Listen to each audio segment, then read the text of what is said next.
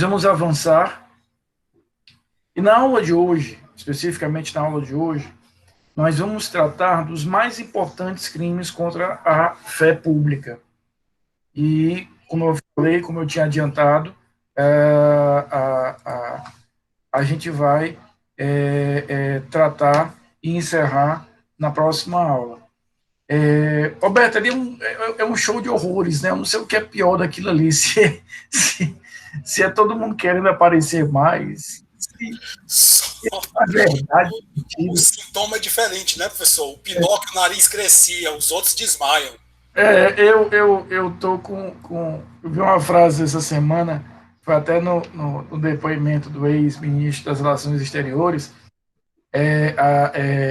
na terça-feira, que o senador Tasso Gereissati disse que não sabia mais o que era a realidade. Realmente, a gente está vivendo essa era da pós-verdade, né, já há um tempo, e é uma coisa que na minha cabeça é surreal, porque o caminho é um só, é reto, é direto, e aí o cara tem vídeo, não sou eu, não. Você falou, não, eu nunca falei. Tem um vídeo aqui, tá até aqui legendado, Vitor. Não, Foi o irmão gêmeo, professor. foi, exatamente. Então, não sei não, só Deus mesmo para nos ajudar. Eu não consigo é, é, avaliar além disso, não. Que Deus nos ajude, porque só Ele mesmo para poder nos fazer sair dessa loucura toda. Bem, queridos, nós vamos ver hoje, e vamos concluir na próxima terça-feira a matéria do semestre. Só esclarecendo, o Roberto até perguntou no grupo. De fato, Roberto, eu tinha imaginado inicialmente cobrar desde os crimes contra a incolumidade pública, mas eu achei que ficava muita matéria. Vocês já devem estar cansados aí de fim de semestre.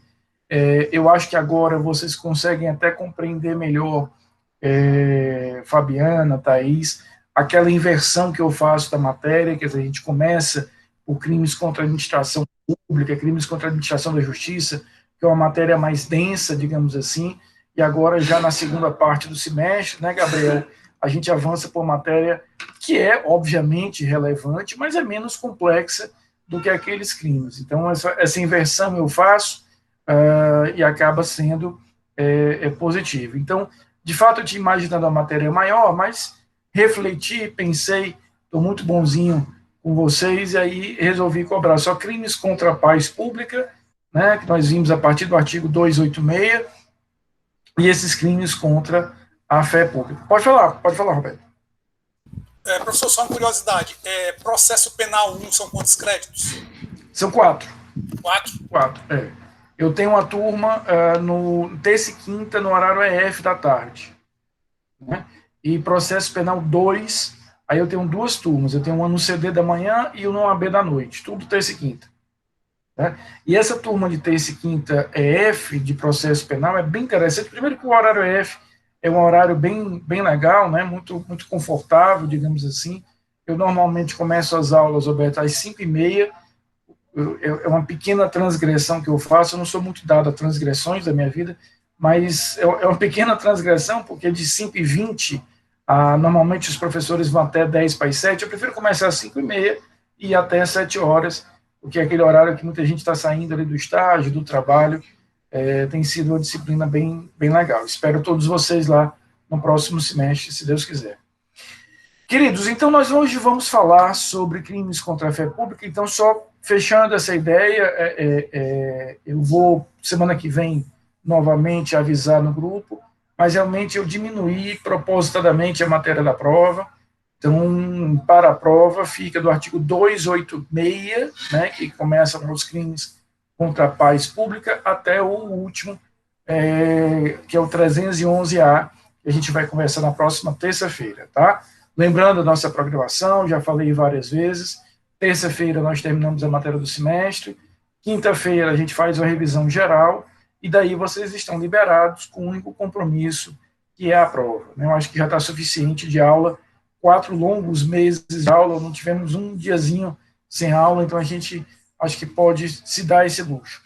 Queridos, nós hoje vamos falar de alguns artigos, mas temos 3 artigos 297, 298 e 299, que são os mais importantes. A partir do artigo 300, a gente tem crimes mais pontuais. Então, os crimes que nós vamos ter, Vitória, do 300 em diante, são crimes mais específicos.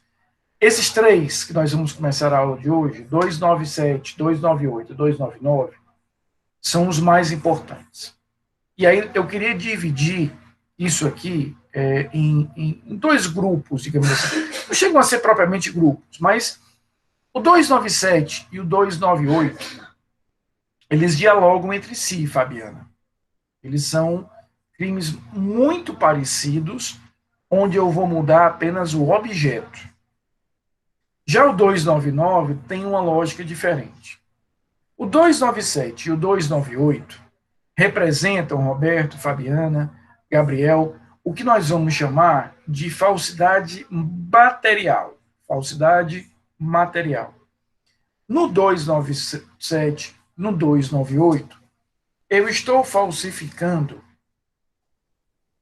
fisicamente o documento. A falsidade aqui, Roberto, é uma falsidade física.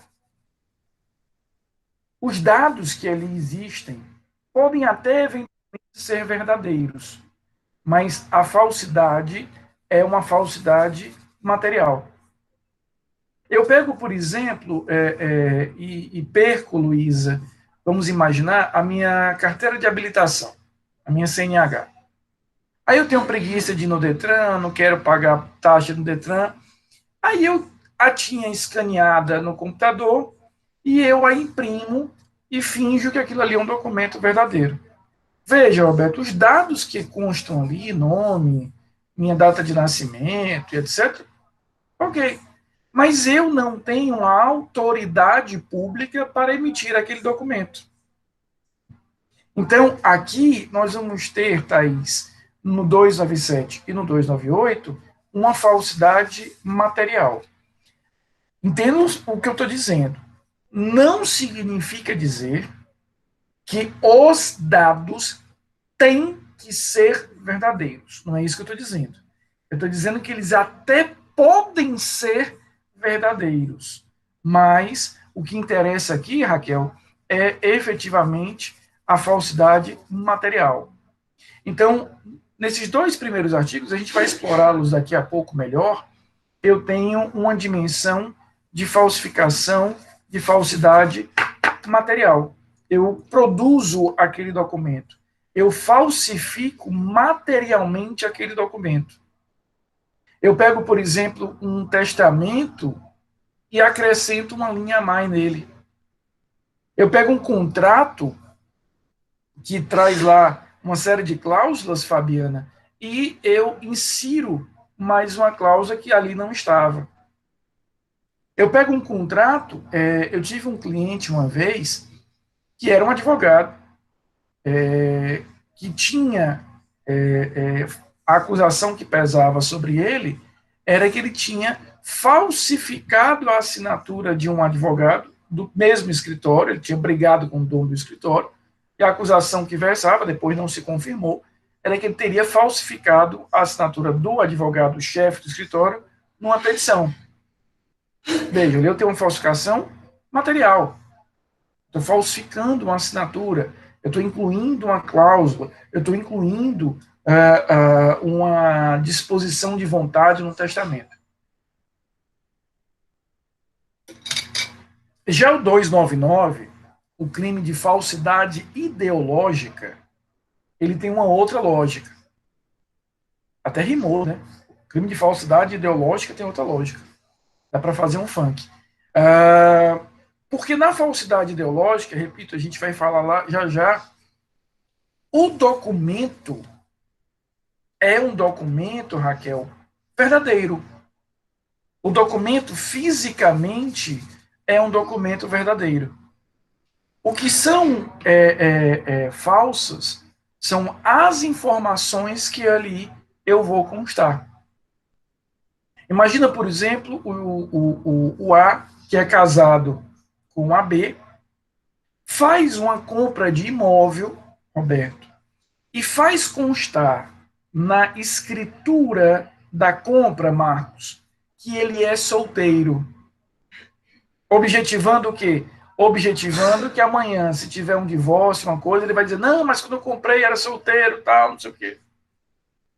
Então, veja, aquela escritura foi realizada, Júlia, pela a forma adequada, o cartório que a fez. Então, formalmente, aquela escritura é verdadeira. O que é falso são os dados que ali constam. Então, repito, a gente vai analisar cada um dos artigos com detalhe a partir de agora, mas eu queria começar por essa ideia geral. O 297 e o 298, eles têm algo em comum, na verdade são crimes muito parecidos, muda apenas o objeto, nós vamos rotulá-los como falsidade material, e o 299 trata da falsidade ideológica. O documento é fisicamente verdadeiro, as informações que ali constam é que são falsas. Pode falar, Roberto. Professor, é um caso prático. Meu filho fez o financiamento de uma moto e eu fui o fiador dele. Tá? E aí. Mas é filho é retiro. Vai. Aí, quando eu coloquei lá no documento para aprovar o financiamento, o vendedor disse: "Ó, o senhor é casado?" Que sou. Se o senhor disser que é casado, vai precisar aqui do documento da sua esposa, tudo isso. Pode colocar que eu sou solteiro? Pode. Aí você põe, então coloque aí que eu sou solteiro. Isso é falsidade ideológica? Sim, senhor. Eu tenho aqui. Na verdade, fora isso, né, é uma coragem tremenda, né, você ter coragem de dizer isso. Não sei se a sua esposa sabe disso. Se não souber, eu vou cobrar, inclusive, uma taxa para mandar essa gravação para ela. Mas ela sabe. Ela até agradeceu que não teve que ir lá. Mas, teoricamente, é. Porque, veja só, a gente vai já falar da falsidade ideológica, e ele fala o quê? Omitir informação juridicamente relevante. Né? E essa informação é juridicamente relevante. Por quê? Porque por mais... e aí, no caso do fiador ou do avalista, de uma série de questões, como ele pode vir a ter reflexo no patrimônio do casal, né? É por isso que se exige, muitas vezes, essa outorga marital, outorga uxória, que é exatamente essa permissão, né, para que você, em determinados negócios, empréstimos, né, contratos de garantia em geral, penhor, hipoteca, anticrese e a figura do avalista. Então, em teoria, né, seria assim, eu não tenho como dourar a pílula, apesar de gostar muito de você. Porque é uma declaração formal que você está dizendo ali, né? Vamos aqui, então, ao 297 e ao 298. Quando o senhor for colocar essa aula no YouTube, o senhor corta essa parte aqui. Eu vou editar. Até porque isso já faz mais de 40 anos, né, Roberto? Isso já prescreveu, né? Já tem muitos anos isso, né? Atenção para os que estão vendo. Isso aqui na verdade, é uma hipótese, né? Que a gente está trabalhando aqui. Se ele fosse comprar, ele até desistiu do negócio depois. Tá? Então, veja, o 297 e o 298, eles têm, como eu falei, são crimes muito parecidos, muito próximos. O que vai mudar é apenas o objeto. Veja aqui o que nos diz o artigo 297. Falsificação de documento público. Falsificar no todo ou em parte documento público ou alterar documento público verdadeiro. Primeira coisa, documento público. Nós vamos entender por documento público todo documento produzido, emitido pelo poder público. E aqui, poder público, no sentido mais amplo, mais lato possível. Tanto a administração direta quanto a administração indireta, como aquilo que antigamente o direito administrativo chamava, essa linguagem vem sendo cada vez mais menos usada, né, caiu em desuso, Marcos, que são as chamadas entidades paraestatais. Né? Repito, o direito administrativo praticamente não usa mais essa linguagem, mas aqui entra, por exemplo, um documento, Roberto, de um órgão de classe, OAB, CRM, CRO e todas essas entidades de classe também entram aqui no conceito de documento público. Então, são documentos públicos, os documentos emanados por um cartório, já que é uma concessão do poder público, escrituras, testamentos públicos e etc., procurações públicas, cédula de identidade, passaporte, cédulas, carteira de habilitação, né? Todos esses documentos, certidões, todos esses documentos que vêm, que têm origem no poder público, são considerados, para esse fim, documentos públicos. E aqui o que ele está fazendo? Falsificar no todo ou em parte, ou alterar. Então, veja, se eu fabrico, né, se eu falsifico do zero, ou mesmo se eu vou apenas alterar. Eu vou trabalhar com um exemplo parecido com o que eu fiz agora há pouco. Imagina, Thaís, que a minha carteira de habilitação está vencida e eu resolvo, Luiz, ao invés de ir ao Detran, fazer lá todo o trâmite de renovação da minha carteira, eu resolvo simplesmente escaneá-la, mudo ali no computador e imprimo de novo, ou mesmo pego ali a carteira e falsifico, né, altero, adultero ali só a data de vencimento, a data ali da validade daquele documento. Isso seria uma alteração. Então, a falsificação seria quando eu fabrico aquele documento, mesmo que parcialmente, e a alteração seria uma modificação de um documento que em si é verdadeiro, que eu estou modificando. Agora, é importante a gente lembrar isso. No 297, nós vamos ter essa dimensão física. Pouco interessa, pouco importa a inserção dos dados. Muitas vezes eu posso até ter um dado eventualmente verdadeiro, correto, mas do ponto de vista físico é o que nos interessará aqui, né?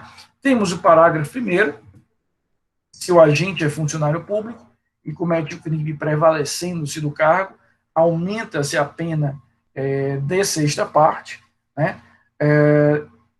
Temos o parágrafo 2º, reforço o que eu dizia agora há pouco, muita atenção para esse parágrafo 2º, né? Muita atenção. Nós começamos o semestre lá em fevereiro, primeira semana de fevereiro, eu ensinando a vocês que o direito penal, em geral, ele toma emprestado conceitos, institutos prontos e acabados de outras áreas. Então, ele vai ao direito civil e incorpora aqueles institutos no direito tributário, no direito ambiental e etc.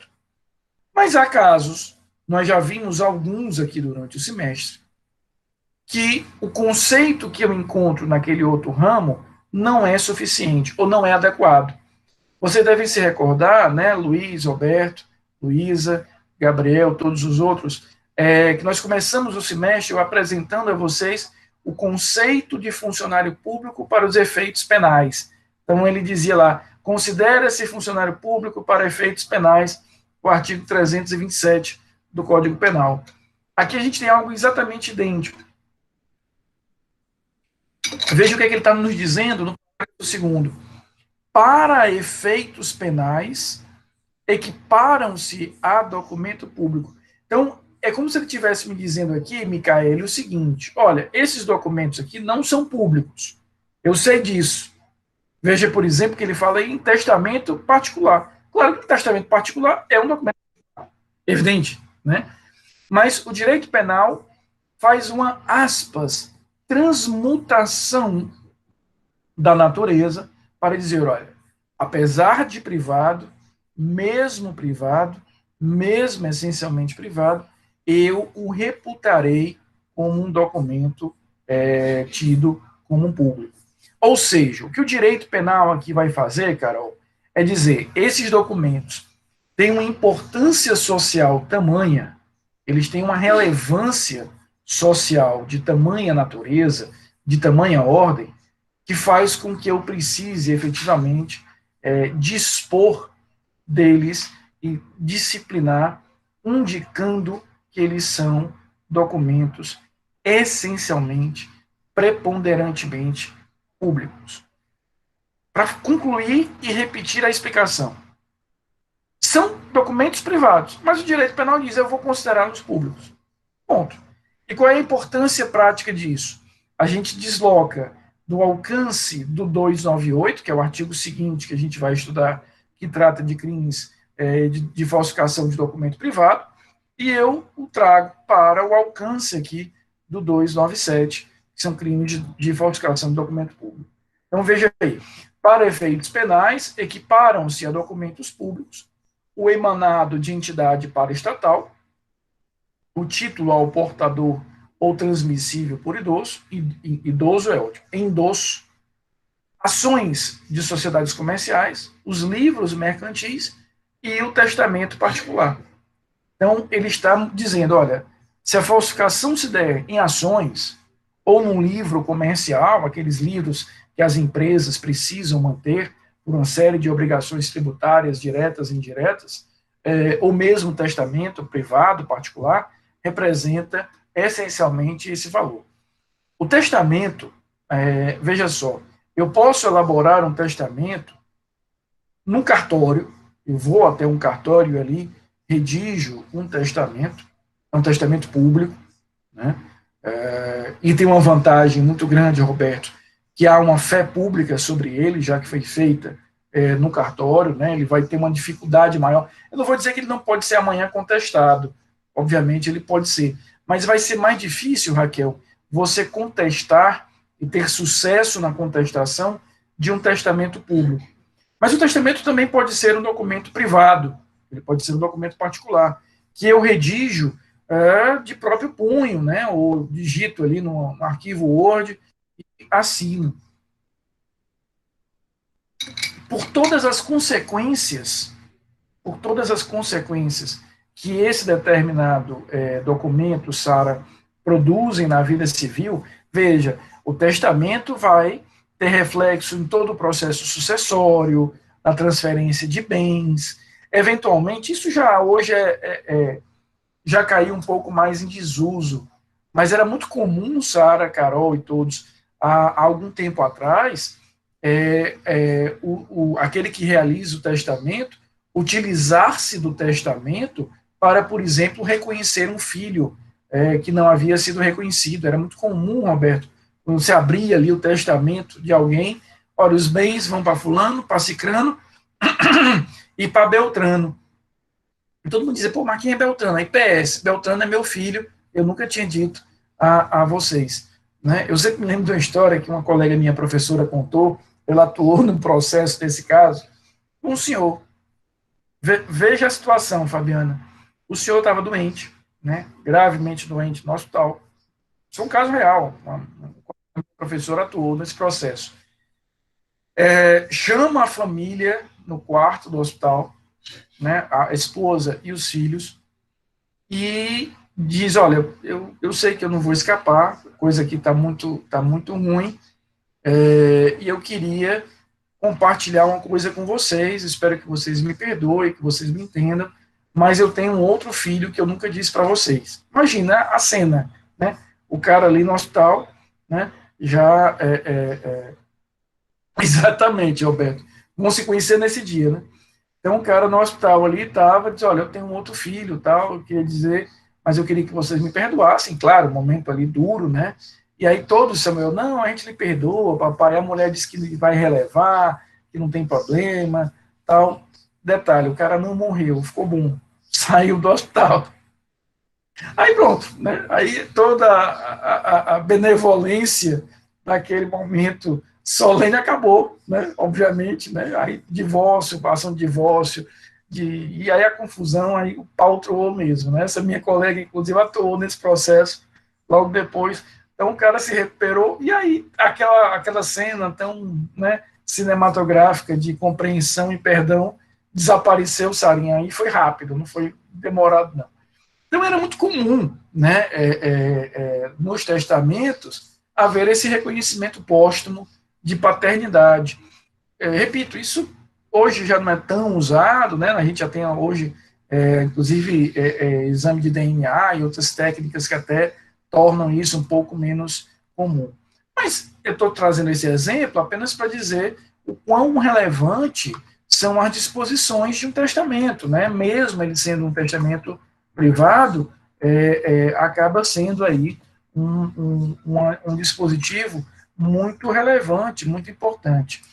Então, daí porque, só para concluir esse parágrafo segundo, o Código Penal trata de maneira a discipliná-lo como documento público. Parágrafo terceiro, nas mesmas penas que correm, insere ou faz inserir na folha de pagamento em documento de informações que seja destinado a fazer prova perante a Previdência Social pessoa que não possua qualidade, na carteira de trabalho ou em documento que deva produzir efeito perante a Previdência, declaração falsa e documento contábil ou qualquer outro documento relacionado às obrigações. Né? Então, aqui a gente tem um crime específico muito voltado para a Previdência Social. Pode falar, Roberto. Professor, lá no caso do parágrafo 2º, essas entidades paraestatais são os órgãos de classe? Por exemplo, seriam órgãos de classe, seriam autarquias públicas, né? Tudo isso, elas, até mesmo, tem feito uma compreensão hoje, que até mesmo algumas empresas públicas, Serpro, Caixa Econômica, a gente poderia dar esse status de documento público. Tá? Um contrato, por exemplo, da Caixa Econômica tem tido esse tratamento da jurisprudência. O parágrafo 4º também muito simples, nas mesmas penas do parágrafo 3º, né, incorre quem omite nos documentos mencionados no parágrafo 3º nome de segurado e seus dados pessoais, a remuneração, vigência do contrato de trabalho ou prestação. Crime mais específico. O 298 é o mesmo crime, muda só o objeto. Veja o que ele diz aqui. Falsificar no todo ou em parte documento particular ou alterar documento particular verdadeiro. A diferença é que a gente sai, né, no 297, a gente vai sair de uma pena de 2 a 6 anos para uma pena aqui de 1 a 5 anos. Há uma redução, né, no mínimo e no máximo das penas, de 1 a 5 e de 2 a 6. A gente vai trabalhar com uma redução de pena. E aqui, Sarinha, o que eu vou ter, Gabriel? O documento particular aqui, Carol, é todo que não seja público, todo que não esteja no conceito do artigo anterior. Então, os documentos que são emanados do poder público ou aqueles equiparados do parágrafo 2º são documentos tidos como público.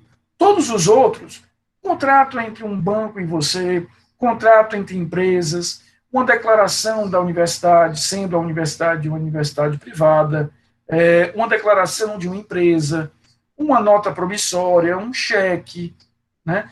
Todos esse universo de documentos que vem de relações interpessoais, onde eu tenho ali pessoas naturais, pessoas jurídicas de direito privado. Então, a gente chega ao conceito de documento particular por exclusão. Aquilo, Fabiana, que não for emitido pelo poder público ou não esteja naquelas figuras equiparadas do parágrafo 2º, aí nós vamos reputar como documentos particulares.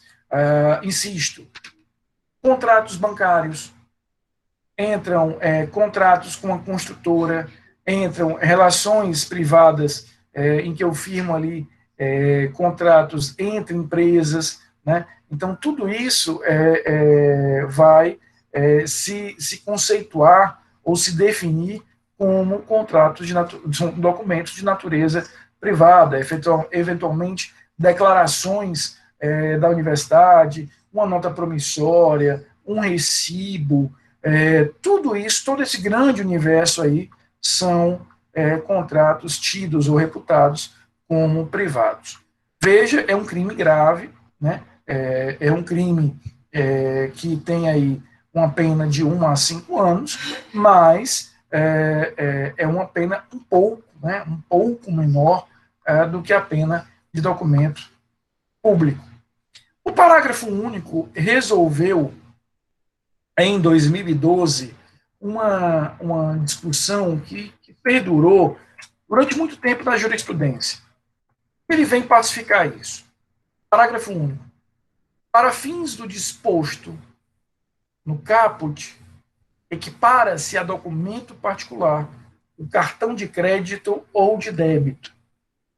Então, havia uma discussão, Roberto, se os cartões de crédito e débito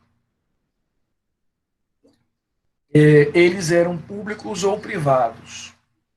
Aparentemente, não parece que haja sentido sequer nessa dúvida, né? Porque, veja só, aquele cartão que é emitido ali pelo Bradesco, ou pelo Itaú, ou pelo American Express, você, no primeiro momento, vai pensar, poxa, é uma relação privada, de uma empresa privada, muitas vezes, como no caso do Amex e outros, Visa, Mastercard, são empresas, inclusive, internacionais, e os cartões, inclusive, também, muitas vezes, internacionais.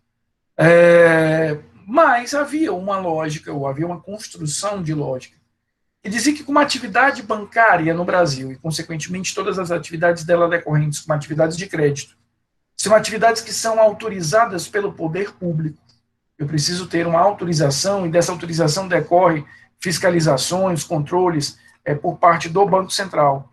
Eu deveria considerar esses documentos como documentos públicos. Sobretudo, alguns militavam essa tese porque diziam que esses documentos, uma vez falsificados, produziriam ou teriam a capacidade de produzir danos muito graves, danos muito elevados e etc. O fato é que a legislação vem sendo expressamente alterada, para dizer não, né? É um documento privado e assim vai ser tratado. Então, aqui, e aí é importante que a gente tenha essa perspectiva, nós estamos nos referindo, eu estou falando aqui especificamente, apenas e tão somente, percebam só, apenas e tão somente o ato de falsificar o documento. Daqui a pouco a gente vai chegar no 304, e aí nós vamos falar do uso do documento. Hoje, eu quero que a gente fique apenas na falsidade, na falsificação em si. Então, aqui ele está dizendo o seguinte, é crime quando eu falsifico, né, efetivamente, dentro desse contexto, um documento que eu vou definir ali como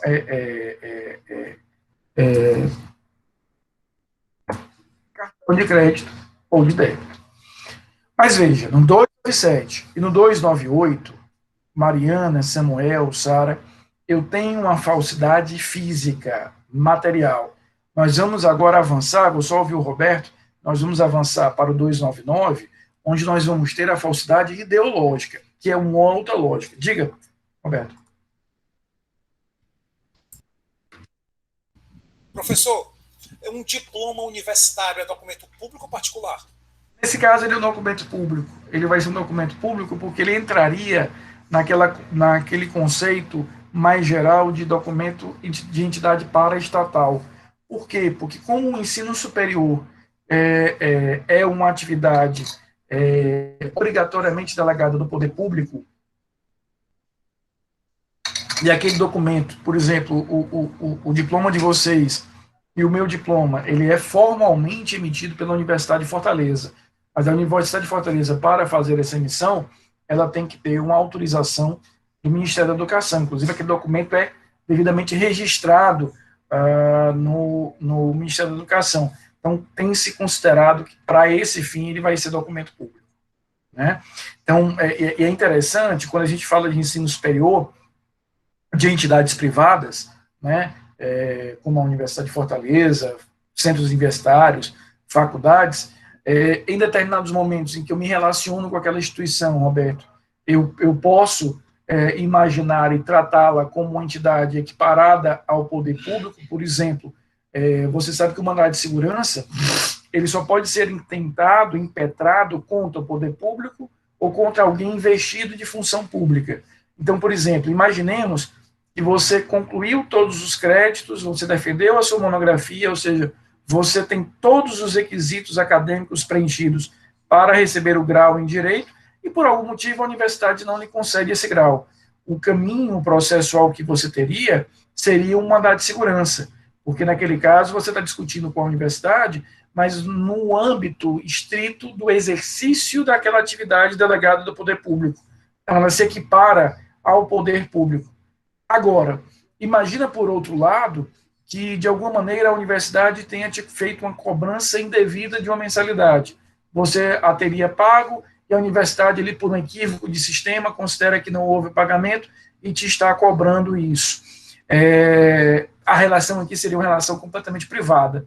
Então, as entidades, as instituições de ensino superior, repito, elas têm essa dupla lógica, muitas vezes, no trato da questão jurídica, porque depende de qual papel ela está ali desempenhando. Se é um papel diretamente relacionado à atividade de ensino, e, consequentemente, de dar grau, como ela é delegada do poder público, eu vou tratá-la como uma entidade pública para esses fins. Então, um diploma universitário de graduação, de mestrado, de doutorado, ele vai ser tratado como documento público para essa finalidade. Tá? O crime que nós estamos vendo, esse crime aí do artigo 299, o crime de falsidade ideológica, ele tem uma lógica distinta. Tá? Veja, vamos ler o caput do 299? Depois a gente vai imaginar alguns exemplos. Omitir, diz o caput 299, em documento público ou particular, aqui a gente já percebe uma diferença em relação à lógica dos artigos anteriores, em que lá ele fazia uma distinção entre público e particular, aqui essa distinção já não existe. Declaração que dele devia constar, ou nele inserir, ou fazer inserir declaração falsa, me lembrei de um amigo meu, ou diversa da que deveria ser escrita com o fim de prejudicar direito, criar a obrigação, e essa parte que me lembra do meu amigo mesmo, alterar a verdade sobre fato juridicamente relevante. Tá? Então, veja, primeira coisa e importante, o documento, como eu falei no início da aula, fisicamente ele é verdadeiro. Eu tenho um documento verdadeiro. O documento é verdade.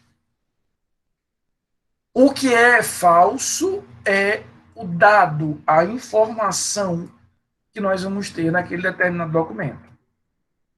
E detalhe, eu estou falseando ou omitindo, eu queria que vocês, quem como eu gosta de assistir aula anotando, anota isso, falsificar ou omitir, né?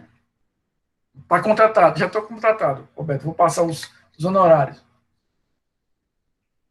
Veja, eu tenho efetivamente que ter tanto a ideia da falsificação quanto da omissão. Então, muita atenção nisso. Por que eu estou destacando isso? Veja, omitir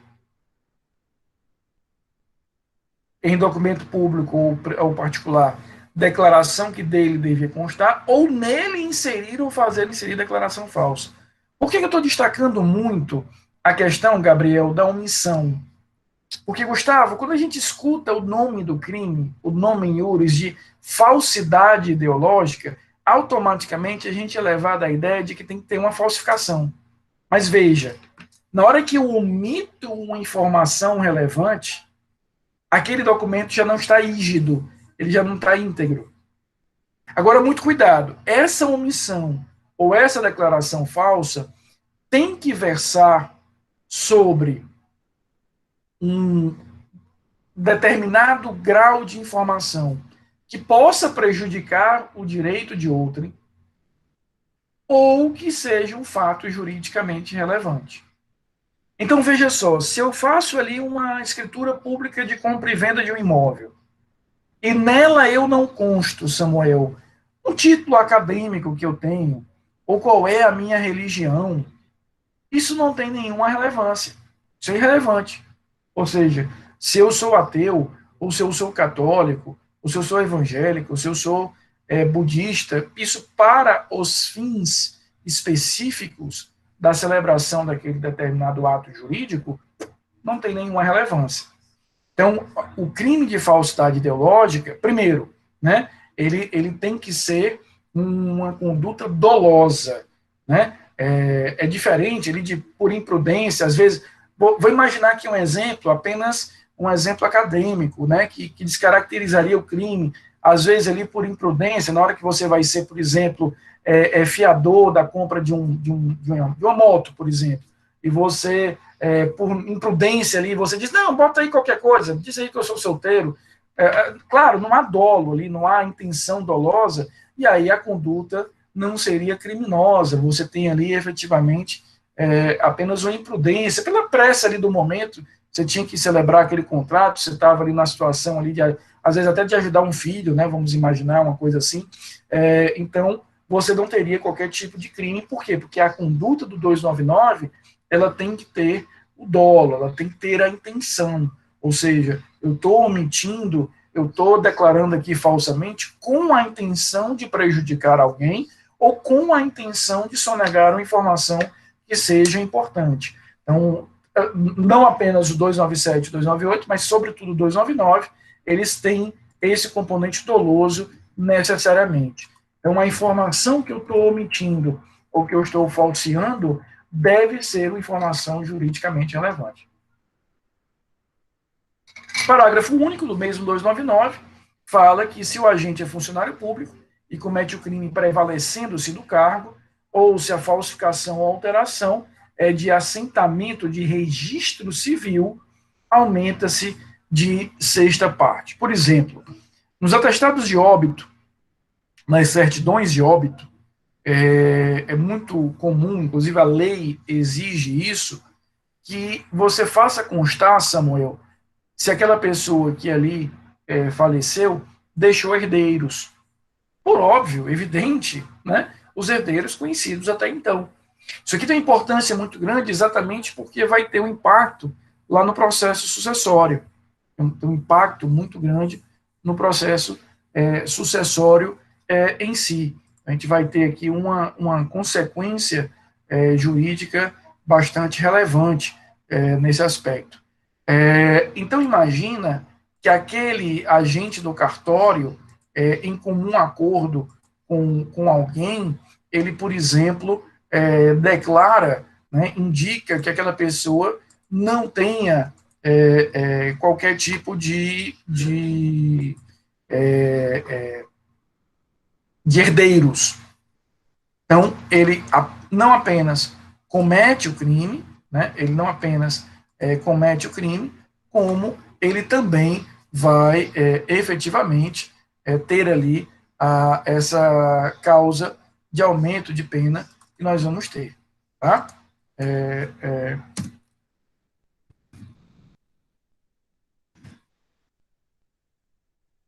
vai ter uma causa de aumento de pena. Então, para fechar, né, essa parte do artigo 297, 298 e do 299, todos os crimes de falsidade, os dois primeiros têm uma dimensão mais física, enquanto que o último tem uma dimensão estritamente, digamos, mais intelectual, já que é o dado em si que é o dado falso. A partir de agora, a gente vai ver aí do artigo 300 em diante, que os crimes agora são crimes mais rápidos, são crimes de compreensão mais direta, digamos assim. Veja o 300. Reconhecer como verdadeira no exercício de função pública firma ou letra que não o seja. Aqui ele está tratando, isso aqui primeiro, é um crime próprio, é um crime praticado exclusivamente por agentes de cartório. Então, sabe quando você vai ao cartório ali reconhecer firma, né, que você tem ali aquela declaração do cartório, você tem um carimbo, você tem um selo dizendo que efetivamente aquele documento é um documento verdadeiro, né, é um documento que a gente vai ter dentro desse contexto, a gente vai ter dentro dessa estrutura uma lógica, né, que vamos ter a possibilidade concreta de fazer. Então, primeiro, é um crime próprio, um crime que quem pratica é o agente do cartório, ele sabe que aquela firma não é daquela determinada pessoa, né? Ele sabe que a firma não é daquela determinada pessoa, e ele faz esse registro. Claro, a exemplo dos crimes anteriores, tem que existir aqui o crime na modalidade exclusivamente dolosa. Né? Então, quando o agente do cartório faz essa indicação, ele faz de forma dolosa. Ele sabe que é falso, ele sabe que aquele registro não é daquela pessoa, aquela firma não é daquela pessoa, e ele dolosamente faz. O 301 também muito direto, atestar ou certificar falsamente em razão de função pública, fato ou circunstância que habilite alguém a obter cargo público, isenção de ônus ou de serviço de caráter público ou qualquer outra vantagem. Ou seja, eu, utilizando-me de uma função pública, estou declarando, estou atestando falsamente, Roberto, uma determinada realidade, repito, falsa, para habilitar alguém a ter um acesso a um determinado cargo público, a uma determinada vantagem pública. Sara, eu vou trazer um exemplo bem específico, mas que é relativamente recorrente, tristemente, inclusive. É comum que determinados concursos públicos, sobretudo concursos públicos na área jurídica, eles exigem, né, dentro desse contexto, deixa eu só colocar já aqui os parágrafos. Então, é comum que alguns concursos públicos, eles exigem, né, dentro desse cenário, uma prática forense. Então, para que eu possa concorrer, né, e eventualmente ser aprovado naquele concurso público, Sara, eu preciso ter ali uma prática forense. Como é que eu provo essa prática forense? Existem várias maneiras diferentes. Eu posso, por exemplo, provar essa prática. A maioria dos concursos, inclusive, diz que é prática forense o exercício do magistério superior em direito. Então, professores de direito teriam isso. Há determinados concursos que reconhecem como prática forense, Sara, você ocupar um cargo exclusivo de bacharel em direito. Por exemplo, o cargo que eu ocupo no Tribunal de Justiça é um cargo exclusivo de bacharel em direito. E uma outra forma de provar a prática forense é você que advoga, imagina um advogado, ele tem processos em vários juízos, ele se dirige até uma vara, a 4ª Vara Civil da comarca de Fortaleza. Ele diz o seguinte: olha, me dê uma certidão dizendo que eu atuei em 5 processos. A maioria dos concursos considera que se você atuou como advogado em 5 processos durante aquele ano, você tem 1 ano de prática forense. Como é que eu consigo comprovar isso? Eu vou até aquela vara e solicito uma certidão. Ele vai me emitir ali uma certidão dizendo: olha, o doutor fulano de tal, durante o ano de 2020, atuou nos processos A, B, C, D e E. Então, eu tenho ali uma comprovação feita nesses termos, nesses moldes. Agora, imagina que eu não tenha atuado naqueles processos. Imagina que eu não tenha feito a atuação naqueles processos. Imagina que a gente não tenha, dentro desse contexto, feito a atuação disso. Eu nunca atuei naqueles processos. Só que o Roberto, meu chapa, é o diretor de secretaria, o secretário lá da vara. Eu digo: Roberto, quebra meu galho aí, cara, eu preciso provar lá no concurso que eu tenho essa prática. E aí o Roberto disse na hora. Ele me dá a declaração, ele inventa lá um número de processos, ou me coloca lá em processos que eu nunca atuei como advogado. Veja, é um crime próprio, porque ele está se utilizando da condição dele de funcionário, de deter essa função pública, e há um objetivo aqui específico. Os parágrafos, inclusive, estendem isso. Por exemplo, veja o parágrafo 2º. Se o crime é cometido com um fim de lucro, eu vou ter aí um aumento de pena. Né? O artigo 302 é um artigo que dificilmente acontece no Brasil, é muito raro. Nessa época, então, da pandemia, agora com a vacinação, dificilmente isso vai acontecer. Dar ao médico, no exercício da sua profissão, atestado falso. Isso raramente vai acontecer, muito difícil que isso venha a acontecer de alguma maneira, né? Não consigo nem imaginar que a gente tenha isso. Mas veja, também é um crime próprio, né? No momento em que o médico declara ali, não interessa para que fim, tá? Não interessa, por exemplo, existem determinadas situações, atestados médicos admissionais, demissionais, às vezes eu preciso de um atestado médico para declarar que eu não tenho nenhum problema psíquico, ou mesmo no caso agora da vacinação, que um dos meios de prova para que aqueles que estão na terceira fase da vacinação, por terem algum tipo de comorbidade, um dos meios de prova que eles têm é essa certidão, esse atestado médico. Então, o médico que atesta falsamente isso, ele vai estar cometendo o crime aí do artigo 302, né?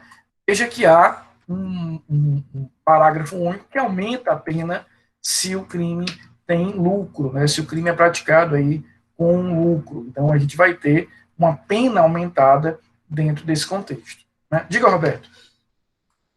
Professor, eu fiz um concurso público há muito tempo atrás para o Banco do Estado. E para ser admitido precisava de um atestado médico de sanidade mental, né? Uhum. Aí lá vai, você marca uma consulta com um psiquiatra, que você nem conhece. Aí o psiquiatra, o que você está fazendo aqui, doutor? Estou atrás de um atestado que eu tenho uma sanidade mental. Aí o médico olha para você e diz, você é doido? Aí eu disse, não, só não, então tá aqui seu atestado. É um exame direto, né? Um exame direto, muito sofisticado, né? Assim, porque sou um doido para dizer que é doido mesmo, né? Somente um doido para dizer que é doido. Esse é um exemplo, né? Imagina que o médico saiba que o cara é doido e declara ali que não doido é. Vou apresentar a vocês agora o artigo mais importante do Código Penal, né? Esse próximo artigo é, de longe, o artigo mais importante que a gente tem na legislação penal brasileira, relevantíssimo. Dificilmente vocês que em breve serão advogados, juízes, promotores, vão deixar de trabalhar quase todo dia com esse crime. É um crime muito recorrente, que é o crime de falsificação, de reprodução ou adulteração de selo ou peça filatélica. Reproduzir ou alterar selo ou peça filatélica que tenha valor para a coleção, salvo quando a reprodução ou alteração está visivelmente anotada na face ou no verso do selo ou peça. A maioria de vocês aqui, se não todos, né? Até o Roberto, que é muito jovem, apesar de ter feito concurso para um banco que nem existe mais há 500 anos, vocês nunca mandaram na vida uma carta. Você não sabe o que é uma carta. Provavelmente nenhum de vocês nunca, Sara, Gabriel, Samuel, nunca na vida comprou um selo. Na verdade, não sabe nem para que serve um selo, né? Mas o selo postal, ele representava a comprovação de que você pagou a taxa do correio ali para enviar aquela correspondência. O artigo 303, acreditem, é um artigo do Código Penal que disciplina de forma específica a falsidade, a falsificação de um selo postal. E mais ainda, de uma peça filatélica. Vamos entender o que é uma peça filatélica. As pessoas que fazem coleção de selos, elas tanto colecionam o selo, como elas colecionam essa tal dessa peça filatélica. O que é uma peça filatélica? É um envelope, é um cartão postal que tenha circulado pelos correios e que contenha aquele selo. Veja que coisa específica, Fabiano. Então, você vai numa coleção de selos, ele vai ter o selo novo ali, e normalmente ele vai querer, valoriza a coleção, se ele tiver, por exemplo, uma peça, um envelope ali, com aquele selo devidamente utilizado nos correios. É uma coisa muito emocionante, né?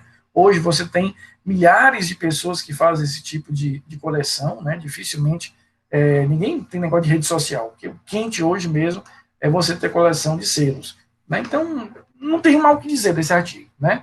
Não era para ser crime, já era para ter saído do Código Penal há 500 anos, mas está aí, né? Tem vigência, potencialmente tem eficácia, mas não tem nenhuma relevância do ponto de vista prático. Eu trabalho com direito penal há 20 anos, nunca na minha vida vi nenhum processo em nenhum lugar que trate desse crime. Pode até existir, não estou dizendo que não exista, dizendo que eu, pessoalmente, nunca vi.